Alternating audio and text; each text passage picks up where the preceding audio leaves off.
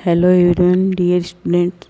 आज अपन कक्षा 12 की राजनीति विज्ञान है, जिसका फर्स्ट भाग है समकालीन विश्व में राजनीति। उसका प्रथम चैप्टर है दो ध्रुवीयता का अंत। उसका एक निबंधात्मक क्वेश्चन है, इम्पोर्टेंट क्वेश्चन, वो करेंगे। उससे पहले अपन ने अति लघुत्रात्मक क्वेश्चन कर लिए हैं 51 क्वेश्चन। उससे लगभग पूरा पाठ अपना कंप्लीट हो रहा है, लेकिन एक क्वेश्चन ऐसा वो बहुत ज़्यादा इम्पोर्टेंट क्वेश्चन है, वो निबंधात्मक क्वेश्चन अपन करेंगे। तो अपना क्वेश्चन है, सोवियत संघ के विघटन के प्रमुख कारण लिखिए। तो सोवियत संघ के विघटन के कई कारण हैं, लेकिन इसमें जो मेन कारण है वो अपन ने लिखे हैं। ये क्वेश्चन छोटे क्वेश्चन, बड़े क्वेश्चन, अति लघुत्रात्मक, निबंधात्मक, किसी न किसी रूप में क्वेश्चन जरूर आएगा। तो अपन इसके कारण देख लेते हैं।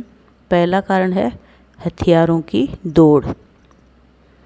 पहले मैं आपको थोड़ा बेसिक बता दूँ इसका, यानी हथियारों की दौड़ कैसे हुई कि सोवियत संघ और अमेरिका के मध्य हुआ था। तो अमेरिका वो सोवियत संघ से ज़्यादा साधन संपन्न था, उसके पास हथियार अच्छे थे, हथियारों का और भी निर्माण कर रहा था। लेकिन सोवियत संघ वो अमेरिका की बराबर नहीं था, उतना धनाढ़ नहीं था, साधन संपन्न नहीं था। लेकिन उन्होंने सोचा कि जब ये शीत युद्ध इस दोनों के मध्य चल रहा है तो कभी भी ये युद्ध का रूप ले सकता है। तो सोवियत संघ ने सोचा कि अब सोवियत संघ को भी हथियारों का निर्माण करने की ज़रूरत है, जब कभी युद्ध होगा तो उसके लिए हथियार ज़रूरी हैं। तो उन्होंने सोवियत संघ ने अमेरिका की युद्ध निर्माण में होड़ करनी शुरू कर दी।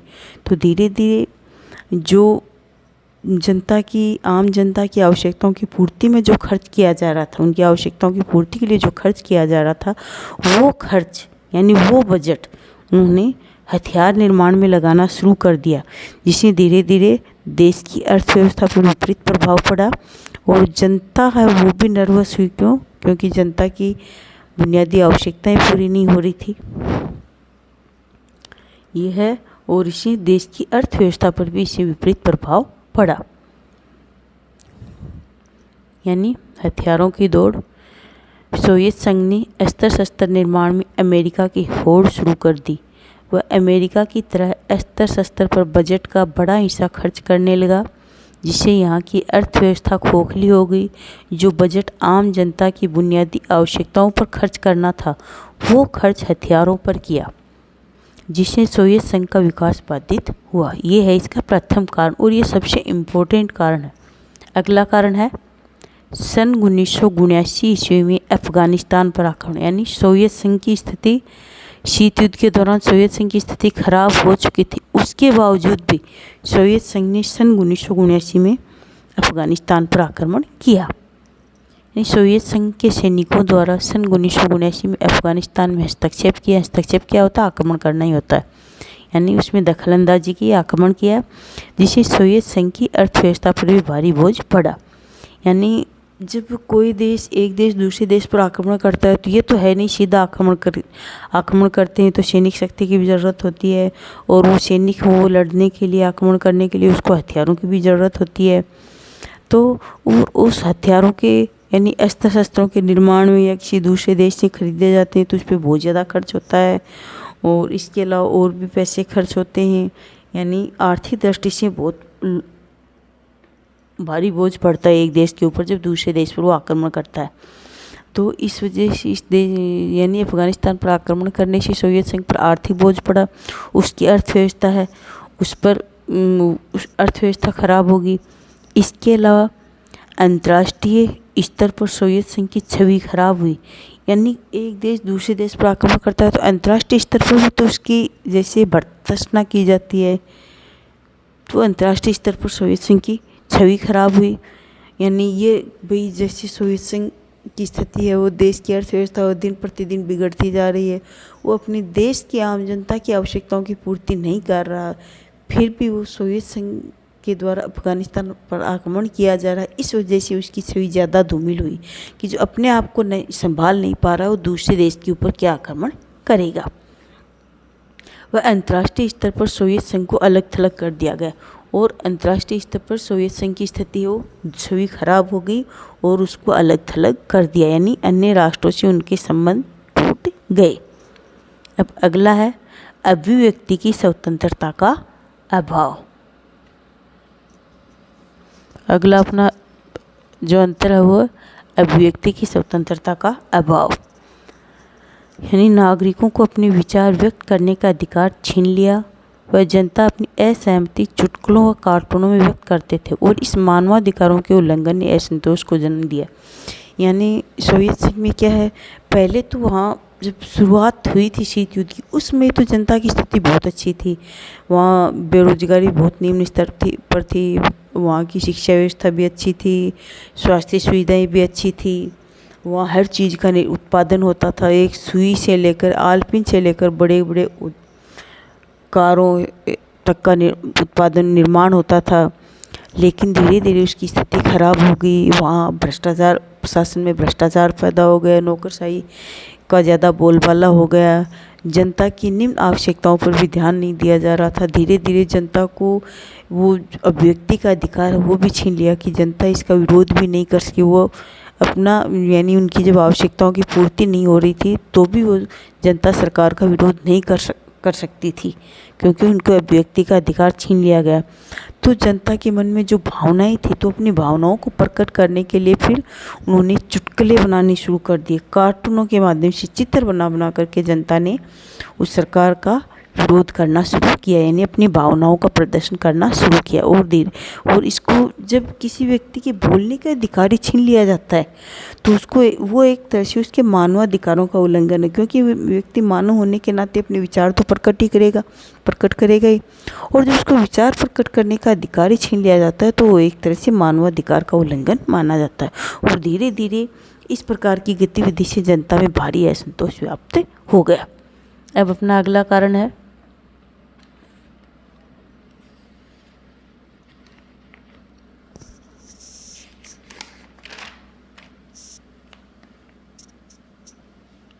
जनता में आर्थिक असंतोष बढ़ना। अर्थव्यवस्था में गिरावट के कारण उपभोक्ता वस्तुओं की आपूर्ति व गुणवत्ता में भारी कमी आई।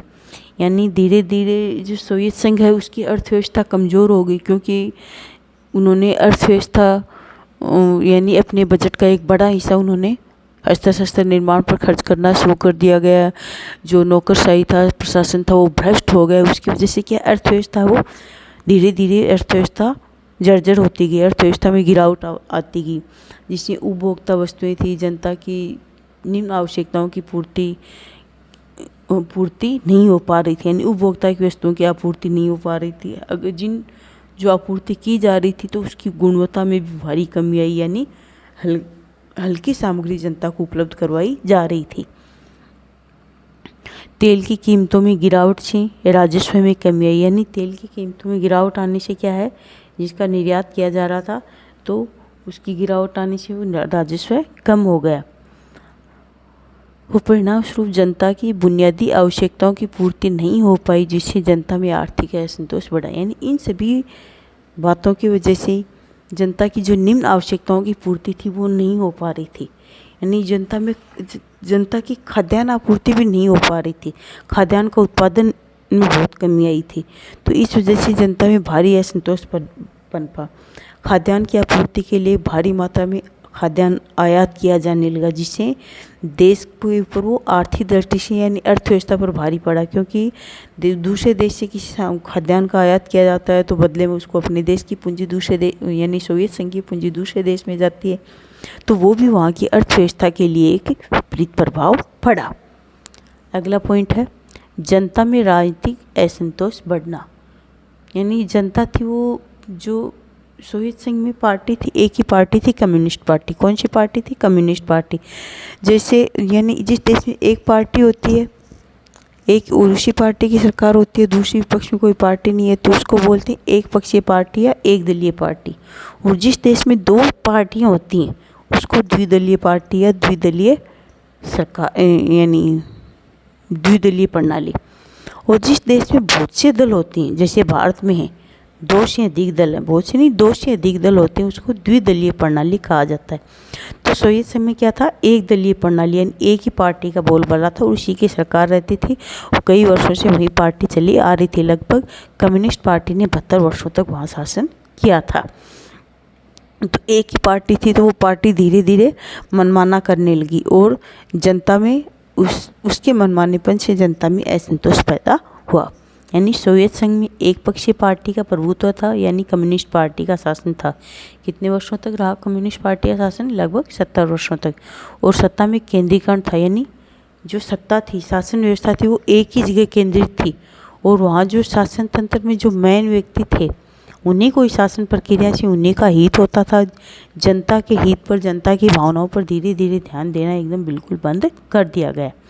और सत्ता जनता के प्रति उत्तरदायी नहीं थी। और धीरे धीरे जनता का सत्ता से विश्वास उठ गया और जनता से शासन के प्रति असंतोष की भावना पैदा हो गई। यानी एक दलीय शासन प्रणाली की वजह से सरकार मनमानी करने लगी और जनता का सरकार से विश्वास उठ गया और धीरे धीरे जनता में असंतोष की भावना पैदा हुई। अगला क्वेश्चन है, अगला कारण है खाद्य सामग्री का अभाव। तो ये भी आपको बताया गया है कि सोवियत संघ में धीरे धीरे क्या है, खाद्यान्न आपूर्ति में कमी आई और सामान की गुणवत्ता में भी कमी आई। खाद्यान्न उत्पादन में कमी आने की वजह से खाद्य सामग्री को आयात किया जाने लगा। जब खाद्य सामग्री दूसरे देश से आयात होती है तो बदले में उस दूसरे देश को उसके बदले में पूंजी देनी पड़ती है, जिससे उस देश की पूंजी दूसरे देश में जाती है। इसकी वजह से देश की अर्थव्यवस्था पर विपरीत प्रभाव पड़ता है। तो सोवियत संघ में लगभग ऐसी गतिविधि ऐसा ही काम होने लगा।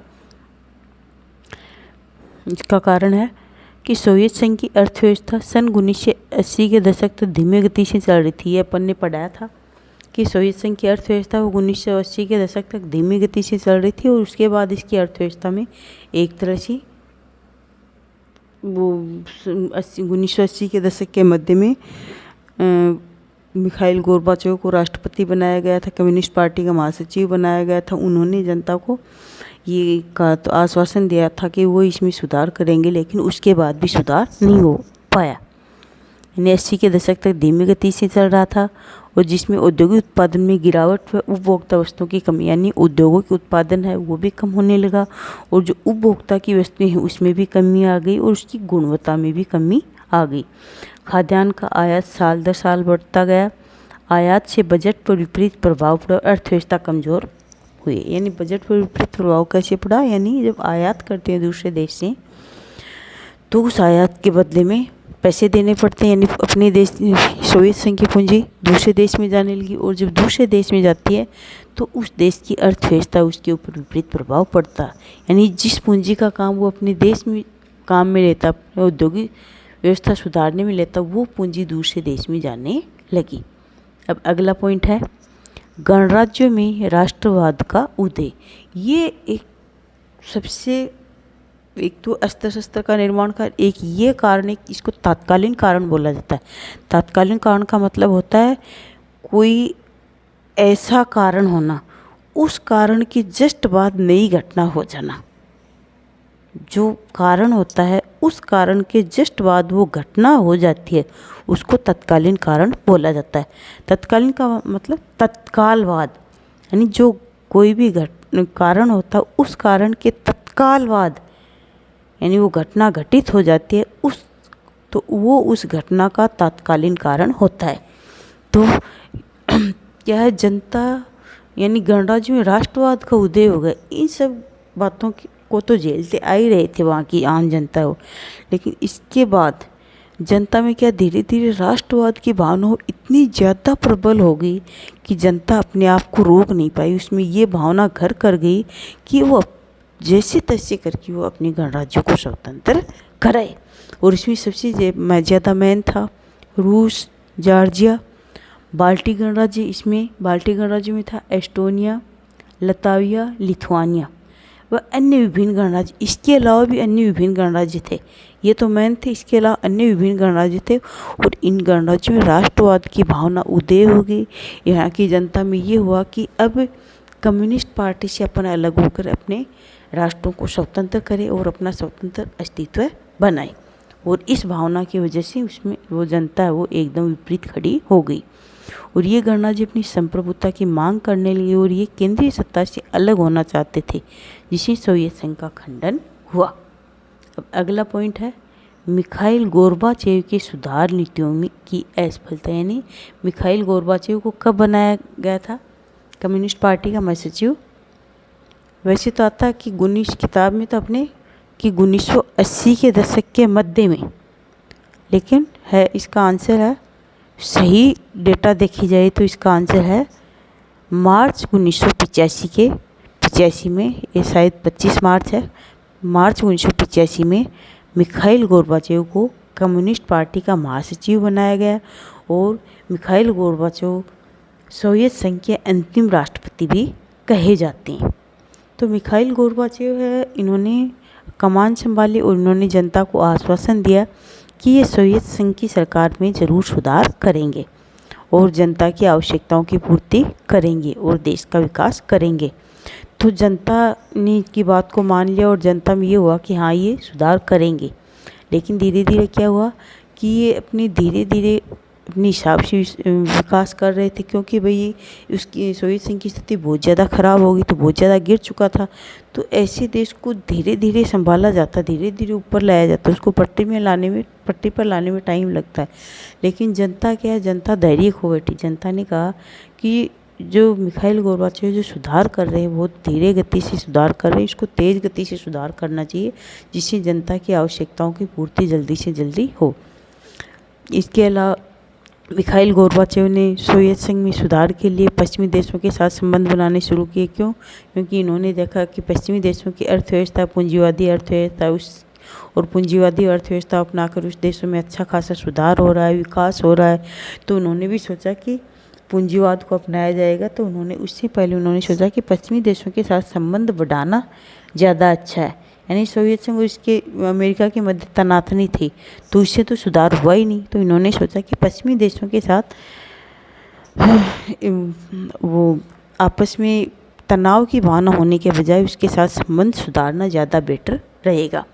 और इनके अलावा इन्होंने लोकतांत्रिक और राजनीतिक क्षेत्र में सुधार के लिए राजनीतिक और आर्थिक क्षेत्र में सुधार के लिए लोकतांत्रिक गतिविधि या लोकतांत्रिक शासन प्रणाली को अपनाने पर जोर दिया। अब जो अपन ने लिखा है वो मिखाइल गोर्बाचेव की सुधार नीतियों की असफल, यानी जो सुधार नीति अपनाई वो असफल हुई। मिखाइल गोर्बाचेव ने सोवियत संघ में सुधार हेतु कई प्रयास किए, जैसे पश्चिमी देशों के साथ संबंधों को सामान्य बनाने, देश के अंदर आर्थिक राजनीतिक सुधार हेतु ग्लासनोस्ट व पेरेस्ट्रोइका को अपनाया। यानी मिखाइल गोर्बाचेव ने सोवियत संघ में सुधार हेतु आर्थिक और राजनीतिक क्षेत्र में सुधार के लिए इन्होंने अपनी नीति अपनाई थी। उस नीतियों को ग्लासनोस्ट व पेरेस्ट्रोइका बोला जाता है। ग्लासनोस्ट का मतलब है खुलापन और पेरेस्ट्रोइका का मतलब है पुनर्गठन। यानी राजनीतिक क्षेत्र में खुलापन लाया जाएगा, जिससे जनता के विश्वास को जीता जाए, और आर्थिक क्षेत्र का दोबारा पुनर्गठित किया जाएगा, जिससे देश की अर्थव्यवस्था पटरी पर आए। यानी ग्लासनोस्ट और पेरेस्ट्रोइका नीति अपनाई, जिसका मतलब है खुलापन और पुनर्गठन। तो राजनीतिक क्षेत्र में खुलापन लाने की बात कही इन्होंने, और आर्थिक क्षेत्र का दोबारा पुनर्गठन करने की बात कही कि अर्थव्यवस्था को दोबारा पुनर्गठित किया जाएगा, जिससे देश का विकास होगा। और सोवियत संघ की शासन व्यवस्था को लोकतांत्रिक रूप देने का प्रयास किया। इसी सुधार नीतियों का कम्युनिस्ट पार्टी के नेताओं द्वारा विरोध किया गया। यानी कम्युनिस्ट पार्टी के जो नेता हैं उन्होंने भी मिखाइल गोर्बाचेव को सहयोग नहीं दिया। उन्होंने सोचा कि अगर ये सुधार करेंगे तो जो कम्युनिस्ट पार्टी के नेता हैं, जिन्होंने प्रशासन पर अपना पूरा अधिकार जमा रखा था,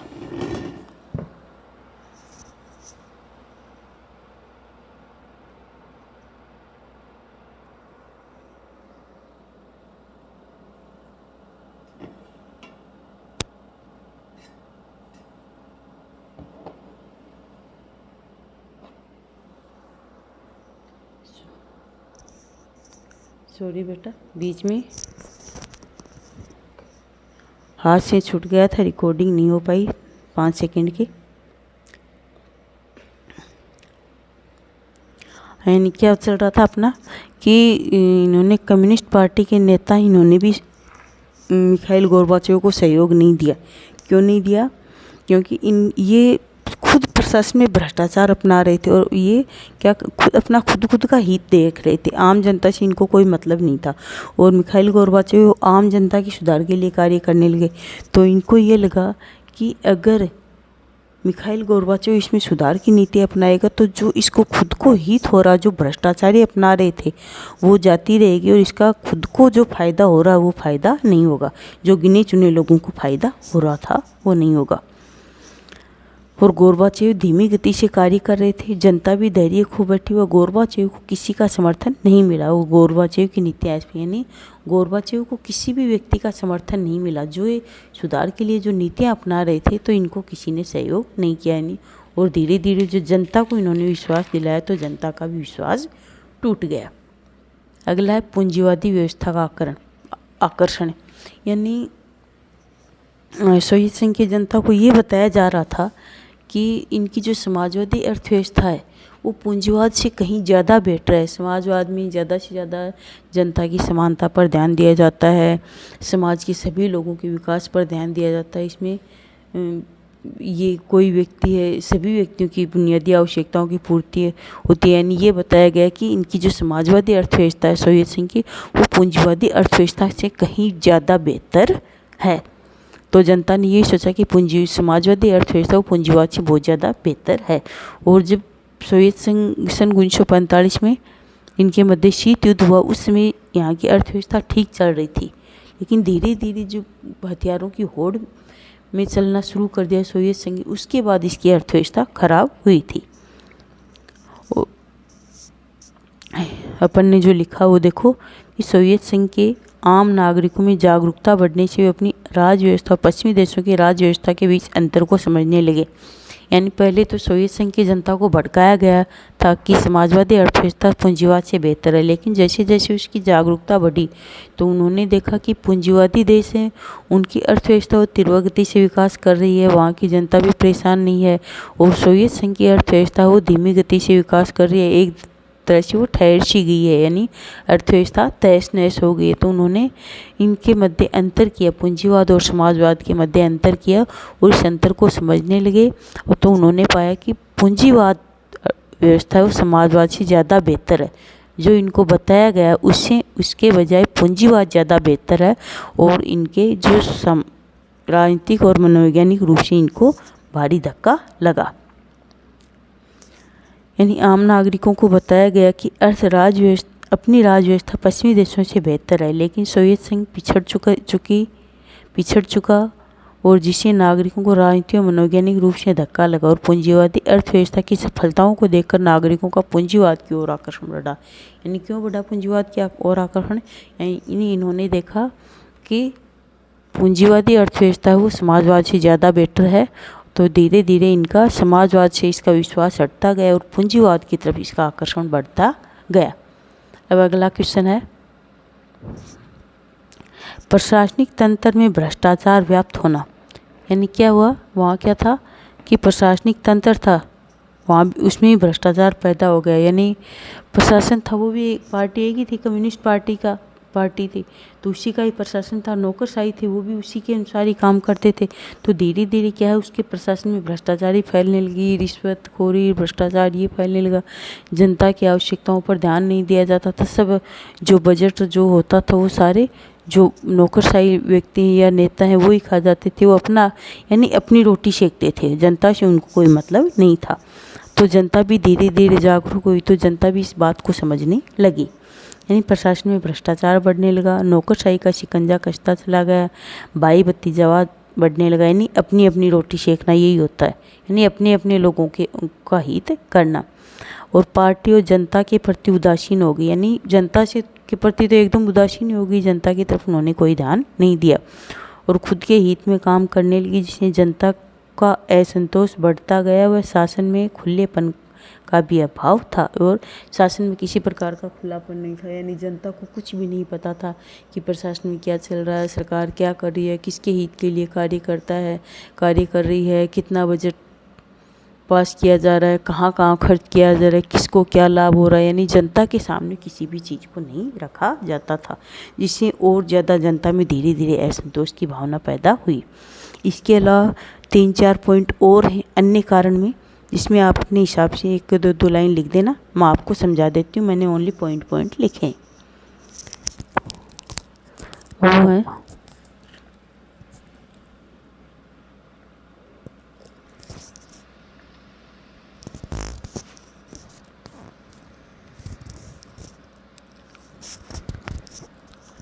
एक मिनट।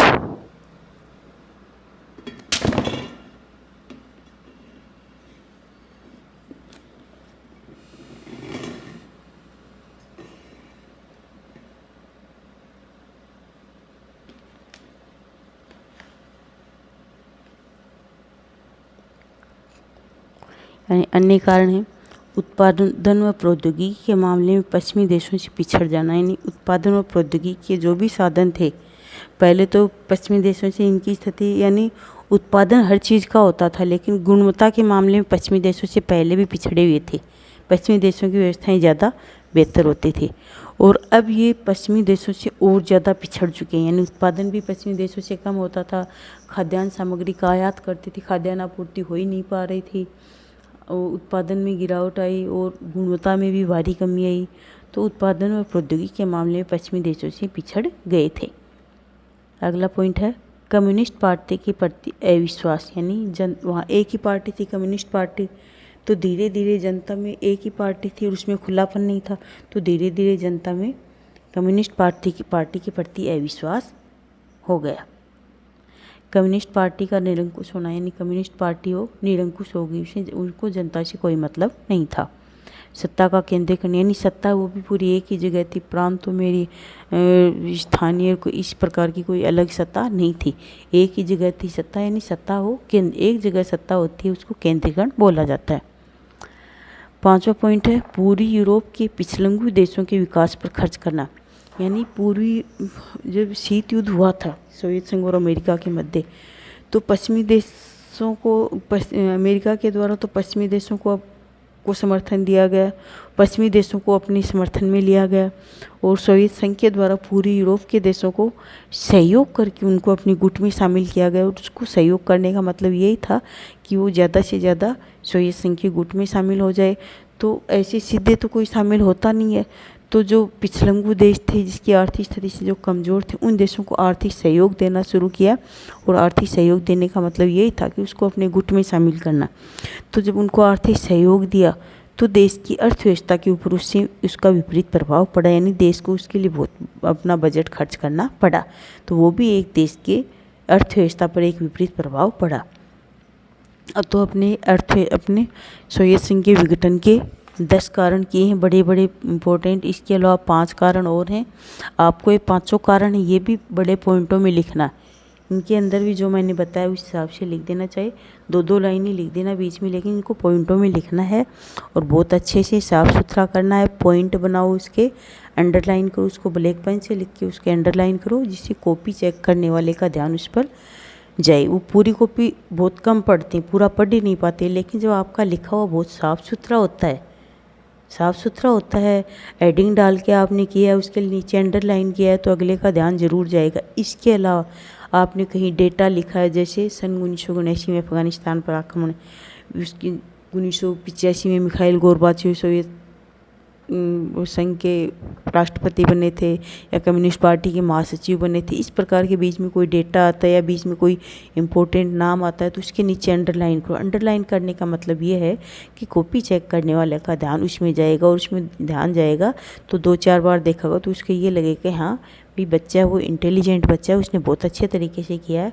तो उस कॉपी को नंबर देगा तो वो इम्प्रेस हो जाएगा उस कॉपी को, तो उसको मन खोल के नंबर देगा। और इसकी क्वेश्चन के लास्ट में आपको निष्कर्ष भी लिखना है। निष्कर्ष अपने हिसाब से लिख देना कि सोवियत संघ का इन सभी कारणों की वजह से सोवियत संघ का विघटन हुआ। सोवियत संघ की समाजवादी अर्थव्यवस्था वो धीरे धीरे पिछड़ चुकी थी। पूंजीवाद फिर वो एक शॉक थेरेपी अपनाया। शॉक थेरेपी के अपनाने की वजह से शॉक थेरेपी को सभी क्षेत्रों में एक साथ अपना लिया, जिसे शॉक थेरेपी सफल नहीं हो पाई। और मिखाइल गोर्बाचेव ने इसमें सुधार हेतु जो प्रयास किया तो मिखाइल गोर्बाचेव से भी जनता का विश्वास हट गया और उसको सरकार ने भी सहयोग नहीं दिया। धीरे धीरे वो खुद ही अपनी नीतियों से उनका खुद का ही मोहभंग हो गया। और इसके शुरू में जो मैंने कारण लिखे उसमें मैंने सीधे कारण नहीं लिख दिए, उससे पहले भी आप 2-3 लाइन लिख सकते हो कि शीत युद्ध किसके मध्य कब शुरू हुआ, किस किस के मध्य हुआ, यानी अमेरिका और सोवियत संघ के मध्य हुआ। अमेरिका वो पूंजीवादी अर्थव्यवस्था से संबंधित है, वो सोवियत संघ और समाजवादी अर्थव्यवस्था के मध्य है। शीत युद्ध है, इसको दो विचारधाराओं का युद्ध भी कहा जाता है, पूंजीवादी और समाजवादी विचारधाराओं का युद्ध भी कहा जाता है। ये द्वितीय विश्व युद्ध की समाप्ति के बाद 1945 में शुरू हुआ था। 1991 में सोवियत संघ के विघटन के साथ सोवियत संघ का अंत हुआ था।